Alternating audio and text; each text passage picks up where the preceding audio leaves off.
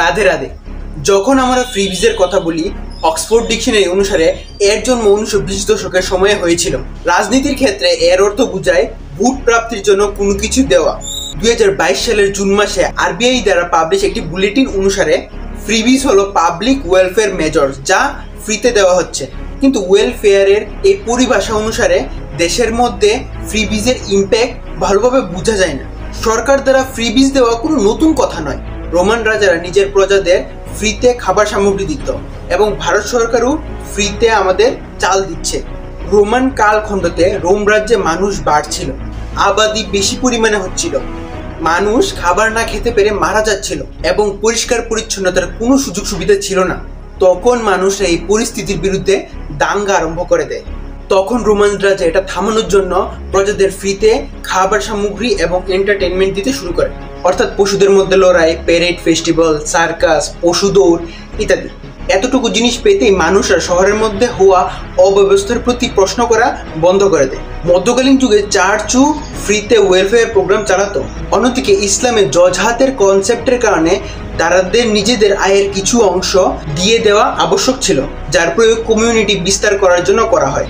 এরপরে আধুনিক সময়ে 18 থেকে 19 শতাব্দী আস্তে আস্তে আধ্যাত্মিক ক্রান্তির কারণে মানুষ শহরের দিকে আসতে শুরু করে, যার কারণে শহরে গরিবের মাত্রা বেড়ে যায় এবং শহরে ওয়েলফেয়ার স্কিমের জন্য চাপ আসতে থাকে এবং বিশ্বযুদ্ধের পরে এর বৃদ্ধি আরও বেশি ঘটে। কিন্তু দরকারের সময় দেওয়া ফ্রিবিজ এবং রাজনৈতিক কারণে দেওয়া ফ্রিবিজের মধ্যে অন্তর থাকে। যখন আপনি লাখ টাকা আয় করা লোককেও ফ্রিতে বিদ্যুৎ দেন, তখন সেটা রাজনৈতিক ফ্রিবিজ হয়। কিন্তু যদি আপনি জরুরি দরকারের জন্য টয়লেট দেন, তখন সেটা ওয়েলফেয়ার ফ্রিবিজ হয়, কারণ টয়লেট থাকা রেপের মতন জঘন্য অপরাধকে কমিয়ে দেয়। ভারতেও ওয়েলফেয়ারের জন্য শুরু হওয়া রেব্রি বিলি কাজ কখন যে রাজনৈতিক বিষয় হয়ে গেল বোঝাও গেল না। 1954 থেকে 1963 সাল পর্যন্ত মধ্য তামিলনাড়ুতে তখনকার মুখ্যমন্ত্রী কামরাজ ওই জায়গার স্কুলে পড়াশোনা এবং স্কুলের খাবার ফ্রি করে দেয়, বাচ্চারা যেন বেশি করে স্কুলে আসে। এবং এমনটা হয়েও ছিল। এই নোবেল কাজের মাধ্যমে ভারতে ফ্রিবিজ কালচারটা শুরু হয়েছিল, যা আজ ভোটের বদলে খটাখট টাকা দেওয়া পর্যন্ত পৌঁছে গেল। 1967 সালে তামিলনাড়ু ডিএমকের সিএম আন্নাদুরাই মানুষকে ইলেকশন জেতার পর 45 কেজি চাল 1 টাকার দেওয়ায় প্রমিস করে দেয়। ইলেকশন জেতার কিছুদিন পর পর্যন্ত এই প্রমিসটা সম্পূর্ণ করা হলো, কিন্তু যখন এর কষ্ট মাথার উপর দিয়ে চলে যেতে লাগলো তখন সেটা বন্ধ করে দিল। কিন্তু 2006 সালে ভারতের এই রেব্রি কালচার রাজনৈতিক ইতিহাসের একটি ওয়াটারশার্ট মুভমেন্ট ছিল, যখন তামিলনাড়ুতে ডিএমকে সরকার ফ্রিতে কালার টিভি দেওয়ার অ্যানাউন্স করে দেয়। এর কারণ হিসেবে তারা বলল যে নিউজের মাধ্যমে মানুষরা আপডেট থাকতে চায়। সেই ইলেকশনে শুধুমাত্র কালার টিভি দেওয়ার কথা ছিল না, 2 কেজি চাল, ফ্রি গ্যাস স্টোভ, এছাড়া যাদের কাছে বাড়ি নেই তাদেরকে 2 একর জায়গা দেওয়ার কথাও বলা হয়েছিল এবং প্রত্যেক মহিলাকে প্রতি মাসে 1000 টাকা দেওয়ার কথাও বলা হয়েছিল। অন্যদিকে এআইএডিএমকেও চপ্পল, সাইকেল, শাড়ি, ধুতি এরকম জিনিস দেওয়ার কথা বলেছিল। এই পুরো রেব্রি ইলেকশনে কালার টিভির জিত হয়েছে।